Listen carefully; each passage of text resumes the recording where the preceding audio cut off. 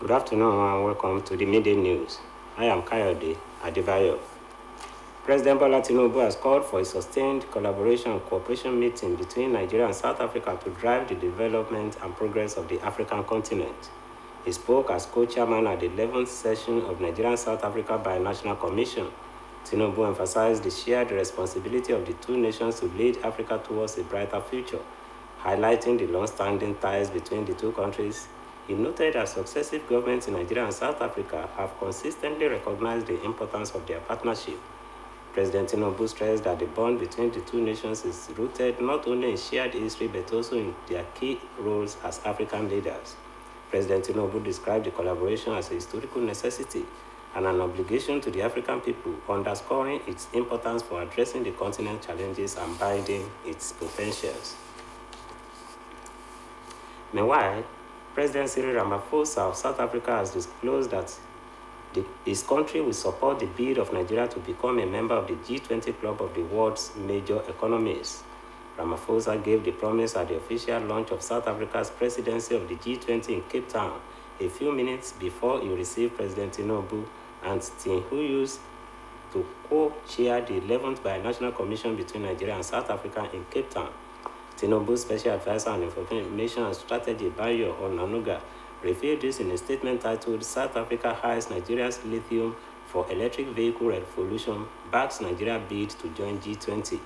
The South African leader reiterated this stance during his tete-a-tete with President Tinubu and the expanded meeting with officials of both countries at the BNC.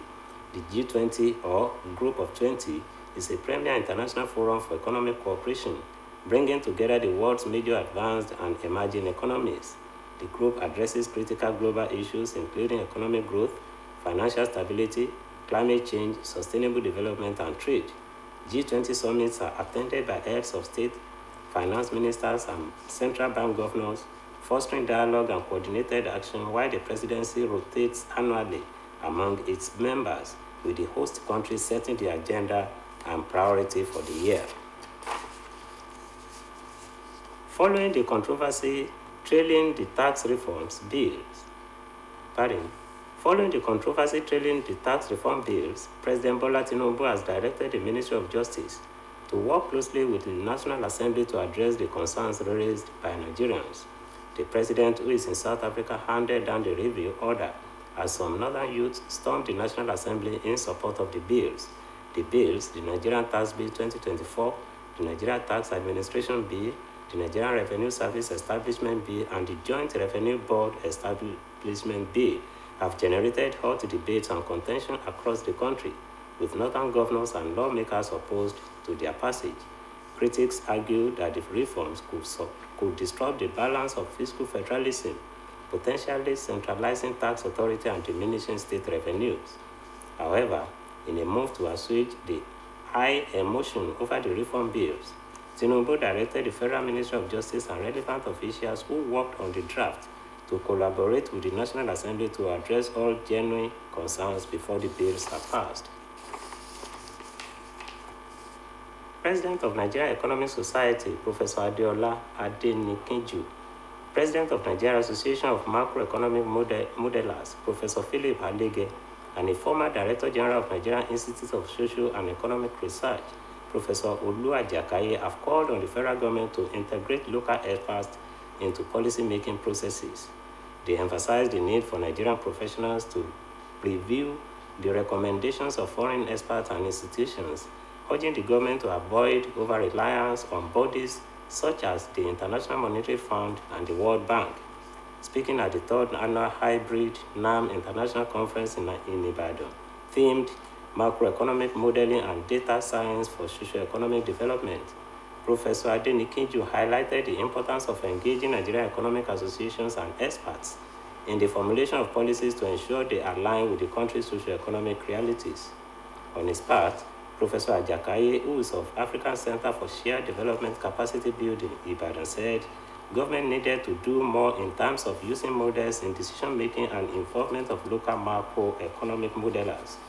The former DG of NISA said the federal government is listening to advice from the funds, the bank, and other development partners and organizations, with suggestions coming from their models, noting that the understanding of the workings of Nigerian economy may not be exactly what is in their model.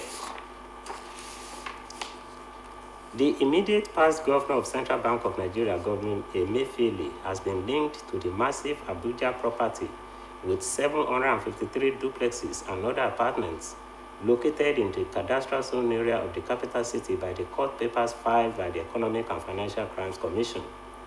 The anti-graft agency announced the recovery of the property from an unnamed ex-government top brass, describing the property as the biggest single recovery it had made in the course of fighting corruption since its establishment in 2003. The recovery followed a ruling delivered by Justice Jude Onwubuezi of the FCT High Court in Abuja. In the court document obtained by newsmen, the EFCC ran a narration linking Emefiele to the massive property spanning 150,500 square meters and identified as Plot 109 Cadastral Zone C09, Lokogoma District, Abuja. Emefiele is currently being prosecuted by the EFCC in 3 separate cases before different judges in Abuja and Lagos. According to the document, Emefiele allegedly carried out monumental fraud as the CBN governor with his cronies to acquire several properties, including the estate. And now to sport. The head of the Civil Service of the Federation, Indi Diesta Wasinjak, has described the annual Federal Public Service Games as a unified force, fostering national unity and development. She stated this at the opening ceremony of the 43rd edition of FEPSIGA in Port Harcourt, Rivers State. Wasinjak restated the significant role of sport in national development, adding that FEPSIGA underscores the government's invaluable commitment to the welfare and well-being of its workforce. The head of service, who was represented at the event by the Permanent Secretary, Ministry of Interior, Dr. Magdalene Hajani, noted that sport is an embodiment of commitment to excellence, resilience, and service to the nation. She added that the sporting fiesta serves as a powerful platform where individuals and teams strive to achieve greatness through discipline, determination, and a relentless pursuit of their goals. Now on the foreign scene, Namibia elected its first female leader as Vice President. Netumbo Nandi-Ndaitwah has been declared the winner of a presidential election last week that was tarnished by technical glitches that caused a 3-day extension to allow votes to be cast and rejected as illegal by opposition parties. The 72-year-old Nandi-Ndaitwah won with 57% of the vote, defying predictions that she might be forced into a runoff. Her ruling SWAPO party also retained its parliamentary majority, although by a very thin margin, and extended its 34-year hold on power since the Southern African country gained independence from apartheid South Africa in 1990. The vote was marred by shortages of ballot papers and other problems that led election officials to extend voting. However, opposition parties have said the extension is unconstitutional, while some have pledged to join together in a legal appeal to have the election invalidated. The Electoral Commission of Namibia, which ran the election, rejected the opposition calls for a redo of the vote. Nandi-Ndaitwah, a member of Namibia's underground independence movement in the 1970s, is said to become our country's 5th president since independence and a rare female leader in Africa. Still on the foreign scene, the French Prime Minister, Michel Barnier, has said it is possible he could survive a no-confidence vote in his minority government. Opposition parties have tabled the motion to oust the former Brexit negotiator after he used special powers to force through his budget without a vote. In the interview with newsmen, Barnier pleaded his case before the public, saying that he remained open to budget talks with opposition parties despite being widely predicted to lose the vote. He also sought to distance himself from France's ongoing state of political instability, saying he was not at fault. The French Prime Minister also rejected the idea that President Emmanuel Macron should resign to unblock the country's current crisis, calling him a guarantee of stability. France has been beset by political uncertainty since Macron called snap elections over the summer, which resulted in a hung parliament where no group had an absolute majority. And that ends the midday news on OSBC TV. Please join us at 3 for the state news. Good afternoon.